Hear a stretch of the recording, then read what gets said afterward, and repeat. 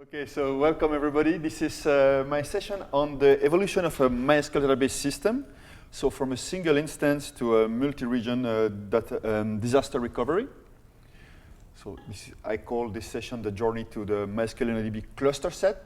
So I don't know if you have realized, if you're following MySQL, that we are creating this complete solutions now, much easier than it was in the past, where you had to create your solutions, like replication. Replication was there, but to manage it, it was more complicated, and you had to do it by yourself. HA, the same thing, and disaster recovery, even more, right? So now, I will show you today what here we do in Oracle MySQL to make it, this solution more available for you guys, and easily. If you are really interested and you want even to try what I'm showing here, yesterday there was a tutorial on that, and the slides are already available online. So first, some presentation about me. So my name is Frederic Descamps. So as you can hear, I'm not a native English speaker, but never mind. Usually it should be easy to understand me. I am on Twitter known as LeFred. I'm a MySQL evangelist and working in the Oracle community team. And before that, I did a lot of jobs, and I worked also at Percona for a while. So I am using MySQL for a long time already. Don't know if I should be proud of that, because that gives me some age. To me, I look ancient and old. But I use the first version I was using was 3.20. If, like me, you use this and you still have it in production, that's not like me, you should upgrade, right? You should not use that. So I'm a DevOps believer, but DevOps are the real meaning of DevOps, not what we see right now with the big D and the big O, but really about more the concept of DevOps than tooling. I like basketball, just saying. I'm living in Belgium, so I travel to here. And I have a blog. If you don't know that blog, I suggest you to have a look sometime. It's lefred.be that provides you a lot of information related to MySQL. And so it's highlight some stuff very easily, or hacking sometimes. So there is a lot of stuff interesting, I think, on that website. So always have a look.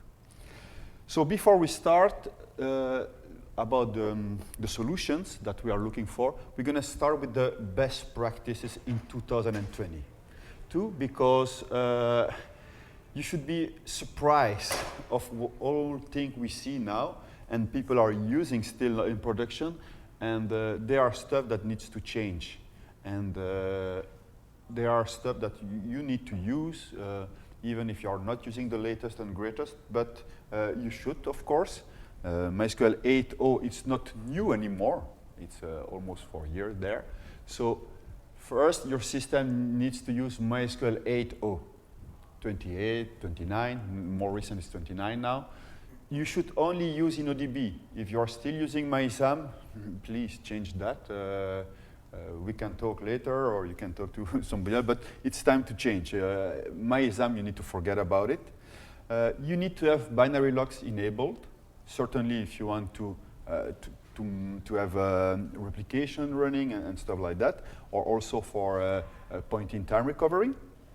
The binary log format should not be statement, it should be row. And you need to use GTIDS. So it's much more easy and much more convenient to have GTIDs now than using this position replication stuff. So I really encourage you to do that. So if you are already doing this, you are ready to move forward and have very cool things with MySQL. So we're going to discuss about this evolution to HA first, right, with MySQL 8.0. So we're going to start here, and we will reach here and beyond, I hope, together. So it all begins, right, with this MySQL instance. People has one instance. Don't forget, you should use InnoDB, even if it's one instance, and keep the default durability. So we have seen that people and MySQL as you have seen earlier, MySQL is very old, right? Also, so we are there for a long time, and the systems, the disk and everything was not as good as it is now. And so this is why people were, for example, disabling or relaxing on durability in the past to go faster. But now you should avoid that. Even the basic systems can afford that durability. Durability means that if you have an issue and the server crashed, when it restarts, InnoDB will do the recovering and you don't lose data that has been committed and set so to the application, right? So durability is important. And I see still a lot of people, because they go on Google or on Slack Overflow and say, oh, make it faster. Oh, just disable InnoDB durability. If you do that, watch out, you are looking for problems, right?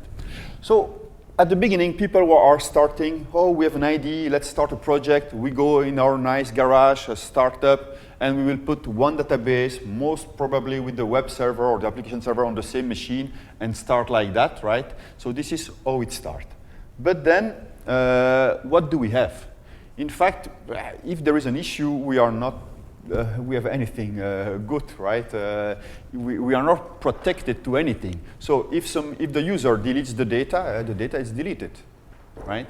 If the hard disk crash, the hard disk has crashed and the data is nowhere else, right? So we have this, right? We don't even talk about data centers and everything because this machine is in a garage. But if the garage has an issue, no data, we lost everything. Our project, it's over, right?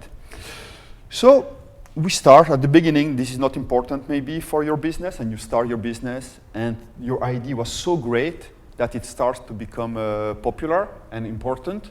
So this database also becomes more important. So losing everything might be an issue, right? So what we need to think now? So when we're going to design any solutions, we need to think about two settings or two factors, which is the RTO and the RPO. I will explain what it is in a few moments. But at the beginning, you say, okay, my RTO should be hours and my RPO should be 1 day. So what will that mean? So the RTO, it's the recovery time objective. So how long will it take for me to recover if there is a big issue on my system?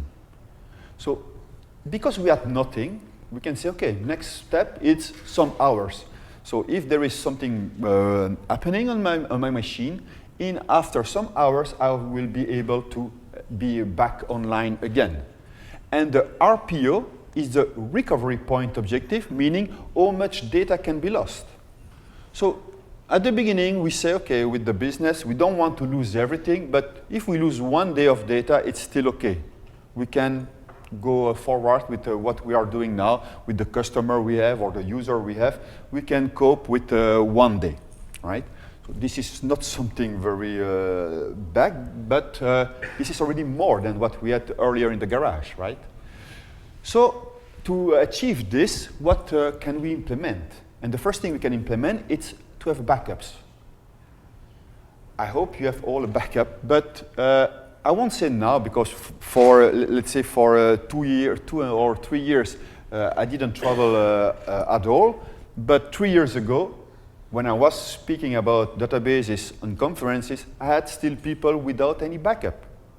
So you should avoid that and you should have a backup. So what type of backups do we have? There are sessions about backups, so I won't go in big details on that. But you have two types of backups mostly, physical backups and logical backups, right? So if you want to do a logical backup, and maybe you have a backup, I'm very happy about that, but you should be surprised at how many people are still using MySQL dump to make those backups. Please stop using MySQL dump. MySQL dump, it's old, it's bad design, it's single-threaded. You should use, if you want to do logical backups, you should use MySQL shell dump and load utility. This is much faster, right? So this is what, if you need logical backups, this is what you need to use. And this is just an example how it works. So for example, here I do, okay, dump these instances where I'm connected, so on localhost. Where do I want to put that backup? In 8 threads. So I will use 8 parallel threads to dump the data, and you can also use 8 threads to load the data. So this is why it's very important, very nice to have this. And the logical, the MySQL shell dump and load utility has even more feature, like add the index later or change the character set and all that kind of stuff. Yes? How it's different than MyDump or MyLoader? The difference, it's the way it works, right? But it's close to MyDumper. Also, at the first, it's nice because we are challenging each other most of the time with the MyDumper. And when we went out, we were much better, faster than they do. After they fixed also stuff, because there were no contender or there was no challenging for them. And so now we are, the speed is almost the same, right? But we have, for example, it's integrated with cloud. So you could do, for example, dump directly in object storage.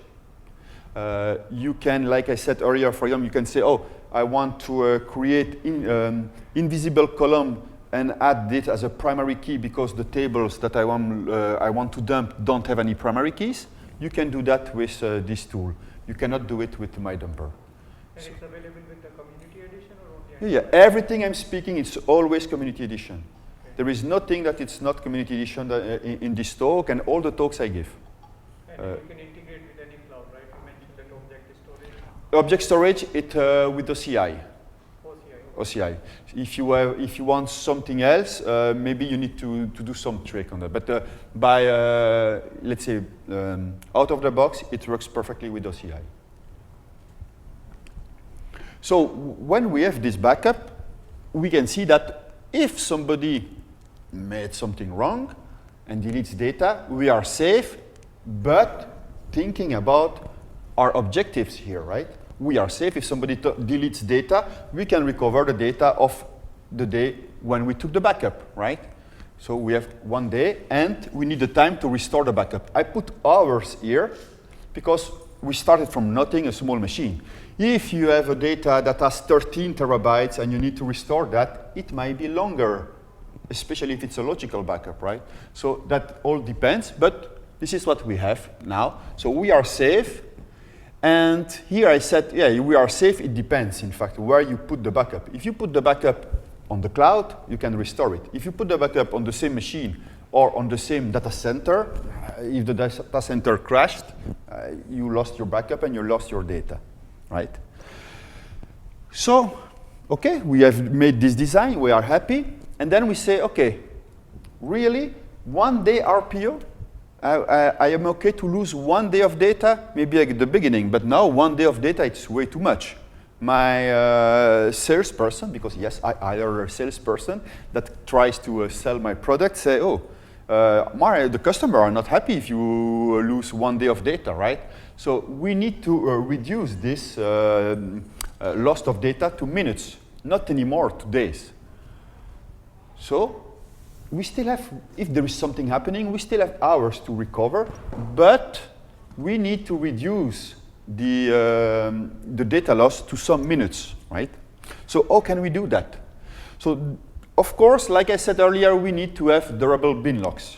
So the binlogs needs to be enabled and needs to be synced to disk, meaning that when we say that we wrote on the binlog the data has to really be on the binlog and not on the file system cache, for example, because if you put the power off, the data is not there.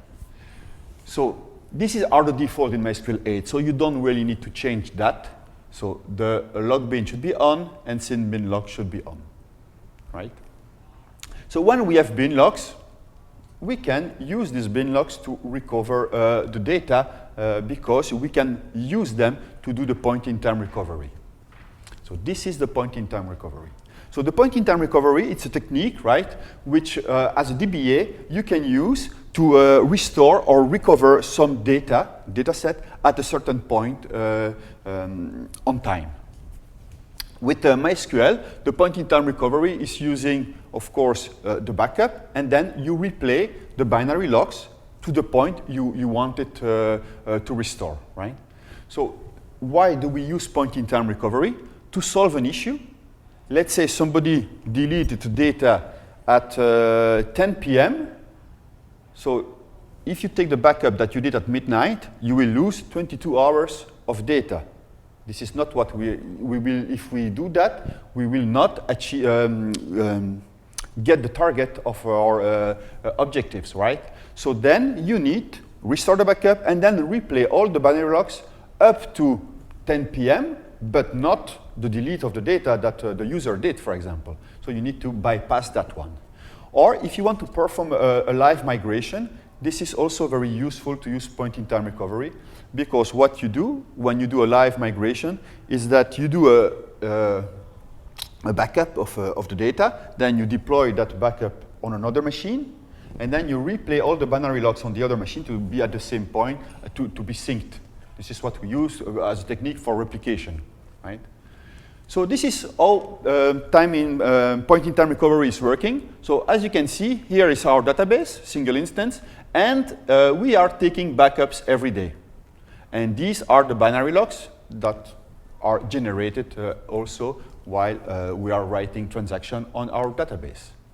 So if we want to recover at this point, what do we need to do?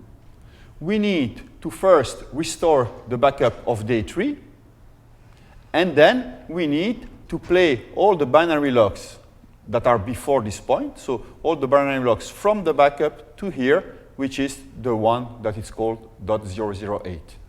And then we are just at this point, right? So this is an highlight summary of how it works. So usually also after a backup and its verification, because this is very important, the binary log files are also deleted. You don't keep the binary logs file forever on the production server, right? So what happens is that this is the situation now. So every day we take a backup and then we purge the binary logs. We take a backup, we purge the binary logs. So at day 4, we have taken the backup, and if we are here, we have the binary logs from this backup since we have done this backup and tested it, right? Always test your backup. Meaning that if we want to recover, where can we recover? We have the backup of day 1, so we can recover here. We have the backup of day 2, we can recover here. Day 3, day 4, we can recover when we took the backup, and any time here we can recover because we have the bin log. Okay? So now my data is very important, and I have a very heavy workload, and I would like to lose less than a second in case of a problem. So RPO, hours again, and now RTO, hours, and RPO is less than a second. I don't want to lose now minutes of data. So what can I do? First thing to do is to improve the point-in-time recovery we created earlier, right? So we need, of course, to enable GTID. They should be enabled. I already told you that, but now it's very mandatory to have it. And we will save in real time the backups, the binary logs somewhere else. And that somewhere else can be another server or can be the cloud, wherever you want. So this is an example in OCI, but it is not mandatory to be OCI. What happens here is that we stream all the backups on object storage, and also we dump the instance. We do logical backups on object storage, for example, right? So now we have externalized our binary logs somewhere. So just if you don't know how to enable GTIDs, this is how you do it. If you can afford a restart of the system, so you just do, okay, set persist only GTID mode on, set persist only and for GTID consistency on, and restart. Who never saw this statement, set persist only? You all know what it is? You don't know. So in MySQL 8, you don't need to modify the myCNF anymore. You can do it through the SQL layer, and that all the change you do in configuration will be stored in the data directory somewhere with metadata. So you can see, oh, at the 5th January 2021, root, because here I'm connected as root, modified this value, and you keep that data. So you keep track of the changes, And you don't need to go in the MyCNF. It's much useful when you are working with a cloud instance, for example, because you don't need to have access to the file system. Just do from SQL. So set persist only means that you change a variable and that the change will be available only when you restart, because you cannot change this live. But if you do set persist without the underscore only, it means that you change right now the variable, if it's a variable that it's dynamic, and it will also be persisted for the next restart. So for example, here, it's without a MySQL restart. You can enable GTID if they were off by doing set persist and you see I don't use only set persist and force GTID consistency to on, then GTID mode to off permissive, on permissive, and then on. So this is the way that all transactions that are happening between when I start and when I'm here are saved. It's not that they are going to fail. It's because there is work at the same time. So this is the only way you can achieve to enable binary logs while it's running, right? And then we need to save our bin logs. So how can we save our bin logs? So we're going to create a user, a dedicated user to do that. So here I create a user that we call get bin log, and give a password, require SSL, and I will give him the privileges I need. And on another system, I will use MySQL binlog. It has the functionality to read from a remote server, never stop. I give what's the remote server, the port, the user we just created, the password, SSL mode, and the name of and the file binlogs. And what happens? It will start and stream all the binary logs and save them here, right? So we can, I explained earlier that when we do this point-in-time recovery, we could recover at certain point only, right? Because we are purging the binary logs. So this is a problem.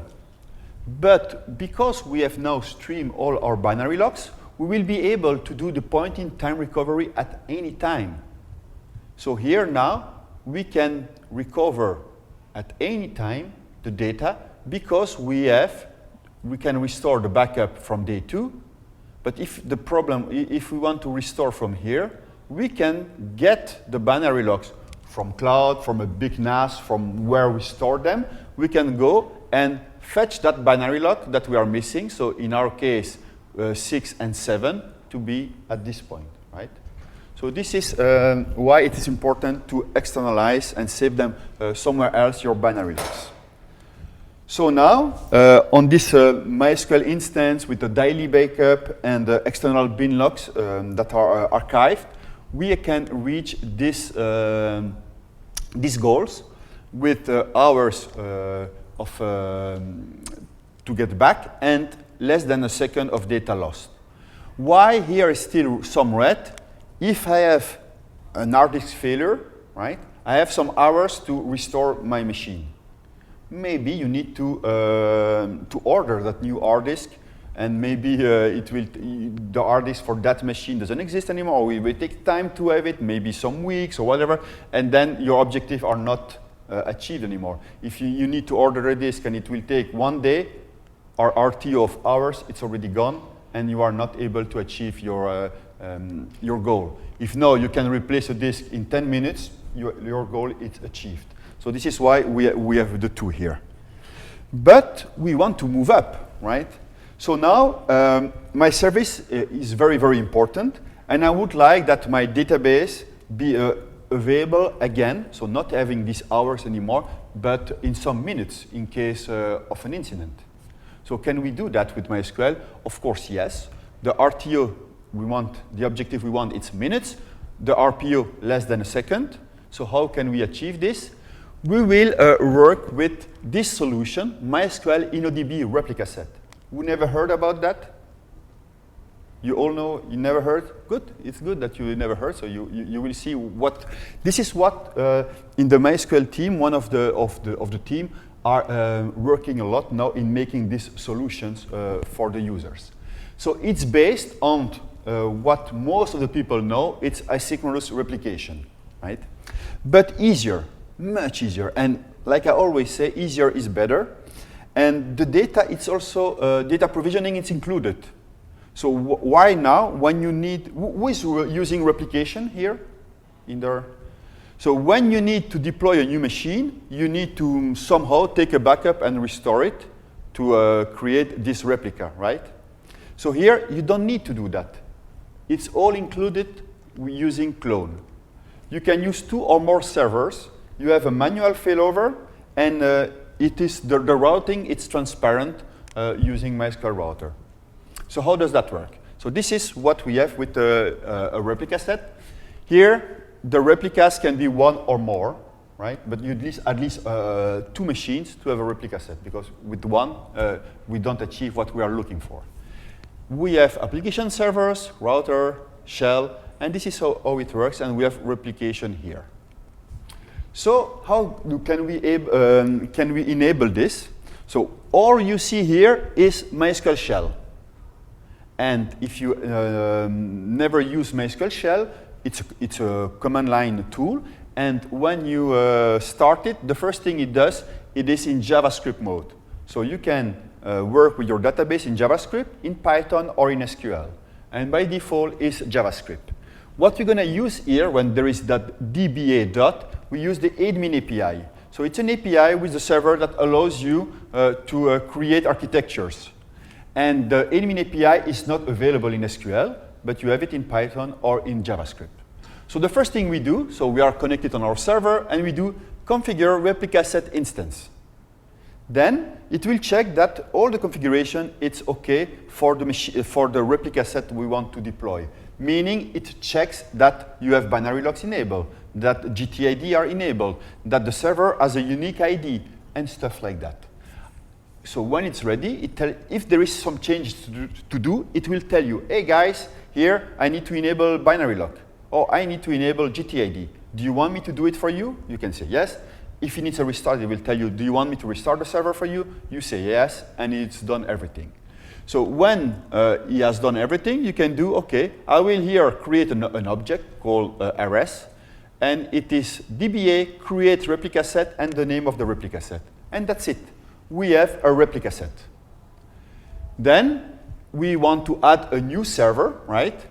And we only install MySQL. So in MySQL, it's installed on the machine, and it's started. We connect to it, and we do configure ReplicaSet instance, the same here. So it checks that it has a unique server ID, that the GTIDs are enabled, that Binlogs is enabled, and he asks you if you want to make those changes to restart. And when it's done, we go back where we were here, where we had this ReplicaSet object, and we do add instance and the address of the other machine. And that's it. It will, all the data, if you have 1 gigabyte, 2 terabytes of data here, whatever, all will be populated to that machine automatically. You have nothing to do. How? Using clone. What is the source of the copies from the other replica set? Sorry? It copies data from Yes, it copies the data from the primary instance we have now. primary, not the replica. No, there is no replica yet. So we have one server, so we are here, we have one server, and we add this machine, and it takes all the data from here to there. Even if there was a second replica, where will that copy from? By default, it will take always the data from the primary, but you can change that. What is paying up or the overhead? The overhead? There is overhead a bit. You can still do write data, do all the change you want, but there is a bit of overhead because there is. But you can you can calculate that. You can see, oh, if it goes, there is a threshold and all that kind of stuff already by default, and it checks that you don't go too low, and so it checks that, and it can slow down the copy and everything. And I think, and it's also possible to change that. So you have 2 settings for network and CPU, for example, that you can reduce to say, oh, for my case, it's not the default are not okay. You can change them. And so this is how it works.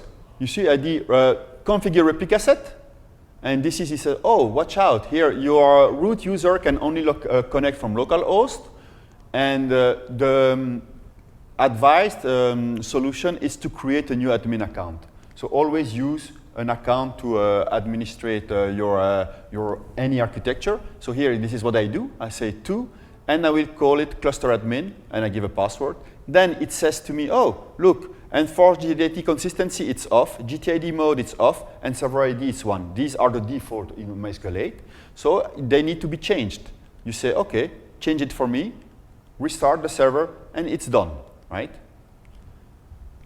And then you say, I want, yeah, here you don't see add the, when you do, here was the configurer, when you do add, and there is not configured, it will also run the configure for you if you want. So here it's added. And when you do the add the server, the MySQL 2 to the cluster set, this is what you have. Oh, it says, oh, the data is not in sync between the 2 nodes. So we need to recover the data to it. What do you want to do? Clone, incremental, or abort? Clone, it's copying all the data to the server. Incremental, it's I will play if there is data there already because you just copy or you have a backup or whatever, and you are missing data, and that data it's in the binary log, it can just replay the binary logs for you, all the transaction to the other server, so it can be faster sometime. But you can see here, it was like 365 megabytes in 2 seconds, so it's very, very fast. I know, for example, I think the booking guys are using clone also. So if you find them around, you can ask them, because they have much more data than 362 megabytes, and how it works. So when the replica set is done, you do a error status, and you can see that, okay, we have our server online, and so this is what information you have. Yes? Is it replica based on the physical backups? On what? Replica? Is it based on the physical backups or logical backups? On no backups. It's not using a backup. It's using clone. Okay. So clone, it's in InnoDB, a command that allows you to stream all the data on the SQL layer to the other node in parallel. Very, very fast. And no dependency on the OCI, right? You can no. This is on my machine, for example. Okay. How is streaming implemented? Using binlog?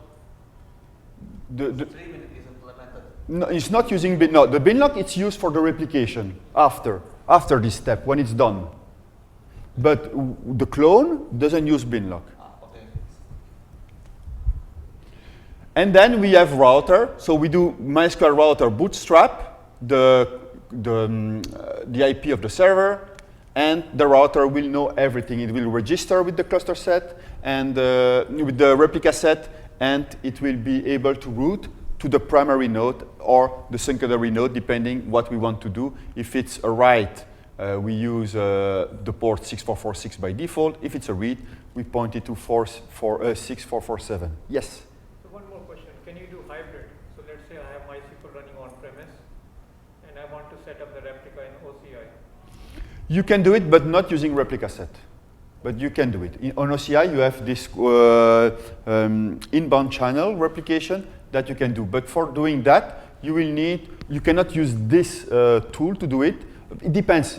Is it in OCI, but as a MySQL database service? Yes. Or so if it's MySQL database service, you cannot. But what you can do, you need to dump the data to object storage. And when you create your E2F instance, there is something that allows you to say, okay, the initial data comes from that par, so where the object storage URL, and there is an embedded import that is very, very fast, and it will do everything for you, and then you start the inbound replication channel. And you can have this continuous replication. Yes, it's the inbound replication channel. So goal is to basically have OCI as the DR. Yeah, you can do that if you want. But I'm not speaking about that here, but it's possible. And also the routers, if you have multiple ones, you can see them in MySQL Shell, because MySQL Shell gives you an overview of everything you have in the architecture of the solution we just implemented, right? So now, if we have an issue like a machine, the primary machine crashed, we can this is manual. I said earlier, this is a manual, but it's not automated. You need to say, oh, look, my machine crashed, and so you need to restart, to promote the replica as the primary. So we say, okay, now force the primary instance, and the new one becomes primary. So this takes some minutes to get the pager. Oh, watch out, your primary server crashed. Please, somebody has to jump in and say, switch to the other one. And everything is switched. All the application will connect to the other one if they go through the router, and now you have MySQL 2 as a primary. You can fix MySQL 1 and rejoin it to the replica set without any in few minutes. And so this is what we have now. So minutes and RPO of 1 second. So this is one manual stuff, but of course, we always want more. Business wants us to have always more stuff. So now our service is very, very, very important, and we don't want to wake up somebody, an operator, during the night if there is an issue. We want automated stuff. This is HA now, right? And of course, we don't want to have 1 second of loss of data. We never want to lose data at all. So what can we do that? So our objective now change again, RTO seconds and RPO 0. No data lost and seconds to switch. So we're going to use another solution, which is MySQL InnoDB Cluster this time, and it's not based on asynchronous replication that cannot give us the power to do automatic stuff. We're going to use group replication. And it's also native to MySQL, but it's easier than group replication, much easier, and easier is always better. It has data provisioning. It uses almost the same command that what we have seen now, but you need to have 3 or more nodes, and odd numbers, it's recommended. It has, compared to the previous also solution, automatic failover, it uses router, and it has also configurable consistency level depending on what you need. So this is how it looks like. Exactly the same here, the shell to orchestrate everything, but here it's different. We have now 3 nodes. We are using group replication instead of asynchronous replication. And so how can we do? The first thing, we start from what we had. So this is not mandatory if you start with the InnoDB cluster, but here I'm continuing on the flow we have. So the first thing, we drop the metadata, so because it won't be a replica set anymore, and we create now a cluster. So we do create cluster. On the secondary node that we had on MySQL 2, we just say stop replica, reset replica, or forget everything about replica, and then we add this instance to the cluster. So now we have a cluster with 2 nodes. With 2 nodes, we cannot make automatic HA because there is no quorum enough, right, if there is an issue. So what we can do is we need to add the 3rd node. So we add the 3rd node, we configure that node, then we add that instance to that node. If you don't have the object, you always can use this get cluster or get replica set to get the object again, and you add the instance, and then you just need to bootstrap again the router with force to override the configuration, restart the router, and that's it. You have already a cluster. Yes? So other 2 nodes are waiting for the failover, or they can be used for the read-only? So the other 2 nodes, by default, are there for read-only traffic, and the primary, it's there for write traffic. So when we do the status, you can see we have 3 nodes, and we can tolerate 1 failure of 1 server crash completely. It will be automated.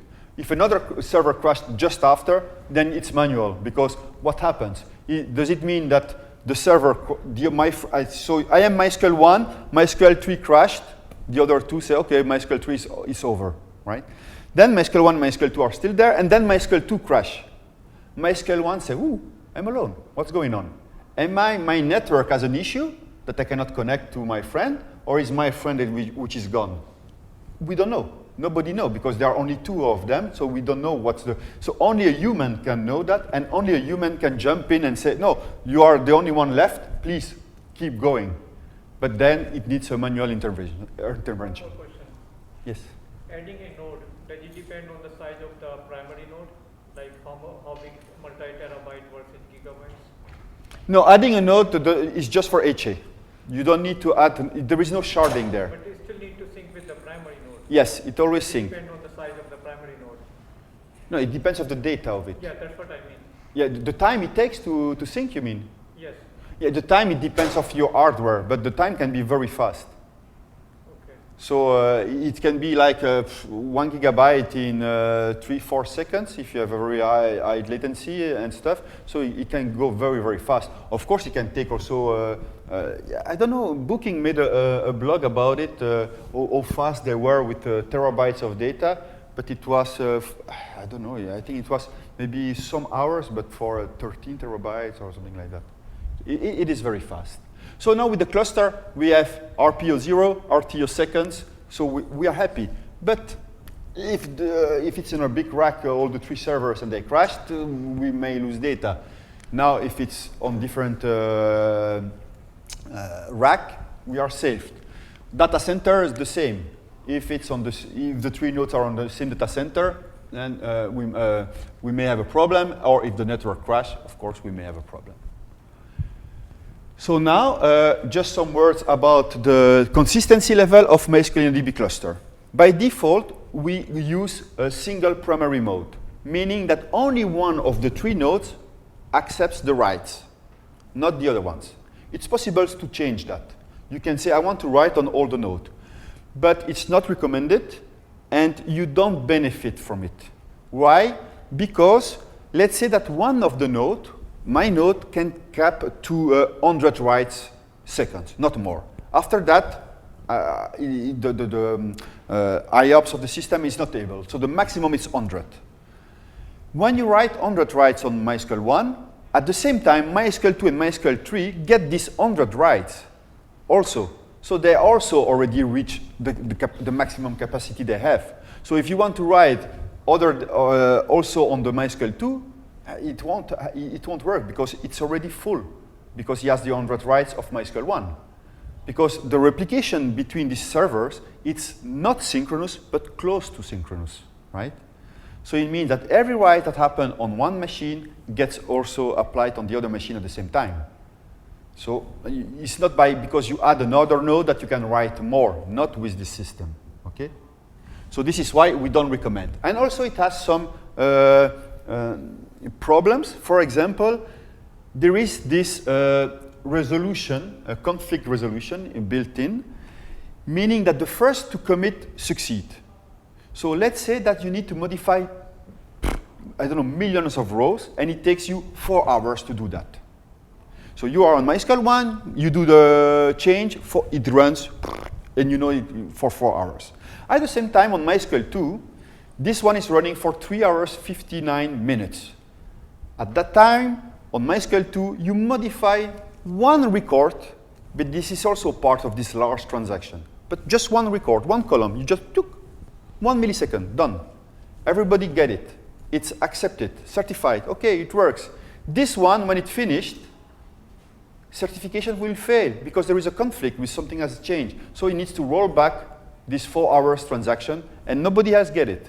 So this is why if you're using large transaction, don't write everywhere. If you write always on the same, it's perfect, right?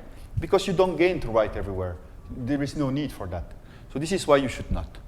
But also, sometimes you need to have consistency, meaning that we write data on one node, they are replicated everywhere, and when they are hacked, you can continue the transaction. So it could happen that if you write data on MySQL 1, just after, but really some millisecond after you read the data on MySQL 2, the data is not yet there because it's processing it, right? He gets it, he says, okay, continue, I get it, but then it needs to modify itself too. So this is the default. It's eventually there or not. Consistency is eventual.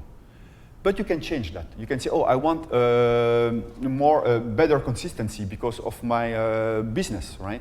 And so you can change that.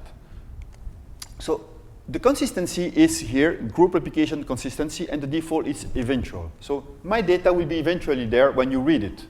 Of course, if after 1 hour it's not yet there, you have an issue. But it's like when you write and you read just after, right? It's what read my own writes. So since MySQL 8.16, we have the possibility to change that for reads, for writes, for all the cluster, or just for a session. So as a DBA, if I want to load balance my reads between all my other nodes, right, without deploying additional restriction on the server, and I want to avoid to read that stalled data, what can I do, right? Or as a developer, I want to specify some transaction in my workload to always read up the latest data from the group, the most up-to-date data. What can I do, right? And when I want to update, I always want to also read the most up-to-date data. So this is the before. So if I want to do that, I need to have before consistency. So when I read, it has to be before. So what we do here, cluster set consistency before, and it's done. So we are sure that when you read, you always read the most updated data. Now, write. So as a DBA, I want to load balance my reads again without deploying additional blah blah restriction on whichever I read from, right? And but I want that when I write, everything should be written there, and that when I write, everything should be consistent, right? So what I do, I will use consistency after. Same for if you have the group and you want always that when you read, everything is up to date, you want to be right after. So you put I would say the more latency on the write, so you are sure that the reads are always up to date. If you write more, you put the latency on the reads, right? So this is it depends what you want to do. And now if you want to, but I want to have something almost synchronous, almost, you need to use before and after. So this will allows you that everything is as possible as synchronous replication. But of course, meaning that when you write data somewhere or when you read data somewhere, you need to you need to wait that everybody has done it. So it will be a bit slower. So it depends. So this is same as eventual, or eventual is different than this one? No, eventually it's maybe there. This is, you are sure that everything is there all the time. This is synchronous replication almost. The thing is, maybe you don't need that all the time. Maybe you need that for just some queries, right?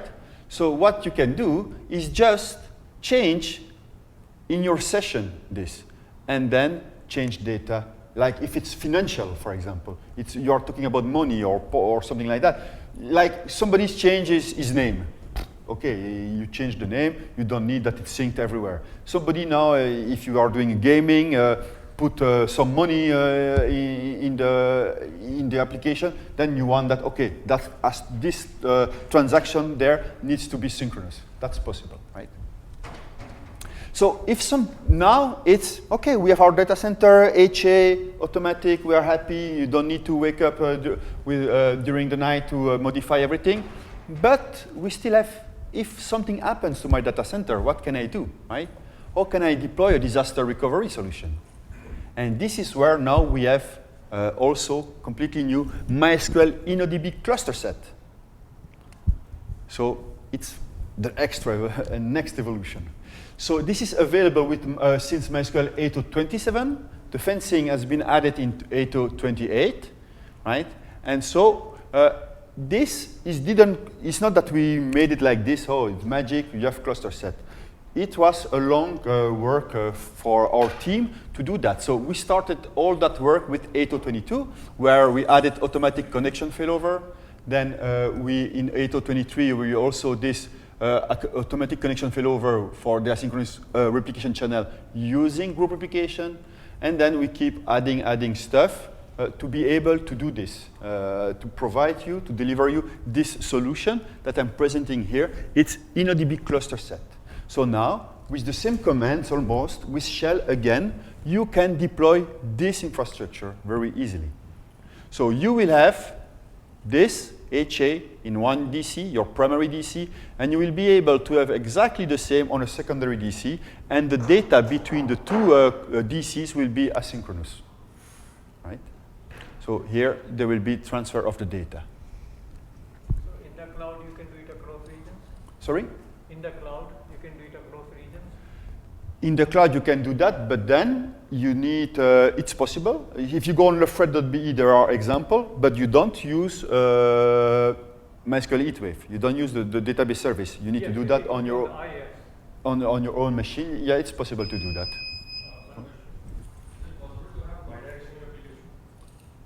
In both sides? No. Of course not. You should never do that. Asynchronous replication like that, it's forbidden. Always. You ask Marcos, it will tell you. Oh. Circular replication, don't do that. No, it's sooner or later. You are looking for troubles. And here is a DR solution. It's disaster recovery. So it means that if you have a disaster, you have this, right? And you can deploy stuff like that. But you need to write here. You cannot write here. But if your application is here, this router knows that you need to write here. So for you, you write data here, it will write it there. But you need, of course, connection between there. But it's possible. But you cannot write data on this server while it's on this cluster while the cluster is secondary, because you are looking for issues. Because there is asynchronous replication in between. Asynchronous replication doesn't give you the protection of conflict detection, right? So you should not do that, never. Every time you use Youwill, think about the updates. Yeah, you should not do that. Okay. So this is how we are running out of time, but we started with 2 minutes late. So this is how you do it. So we just do cluster, get cluster. We create a cluster set, and then we create the replica cluster set with the new machine, and we add machines to it again, and we do again the same way the router bootstrap to reconfigure everything, and it's done. Yes? Just a comment on the question he was asking. So technically, you can set up the bidirectional replication, right? If you have your DR in this case as read-only, and if primary goes down, you can switch a DR to read-write. Yes. So it simplifies the process. You can do that, and then bring back this one, and it will become secondary. But you cannot write on both at the same time. Yeah, no. The goal is that if there is an issue, you can switch the other one with one simple command in MySQL shell, right? Yeah, this is DNSSRV. You can also, if you use DNSSRV with console, to know where to send the data when you have multiple routers, multiple DCs, all that it's included. Also, you can manage all that with the shell inside Visual Studio Code now. It's something new. I have a session on that this afternoon. This is just an example. So if you like MySQL, share your love to MySQL on the social media. We have a MySQL community Slack channel where I'm there almost all the time answering people if you have questions, and the other people are also answering, and there are also developers there, engineering. Don't forget, October 16 to 20, we will be in Las Vegas. There will be a MySQL Summit, a big event also for MySQL. So if you want, call for paper has been opened today. So if you want to participate, just send your request, or if you just want to come, just register. So do you have any questions? But we are running out of time, but I'm okay for questions. Questions? Will you approve my talk to the summit? Of course, even. So thank you very much, and I will be also in the booth. Thank you.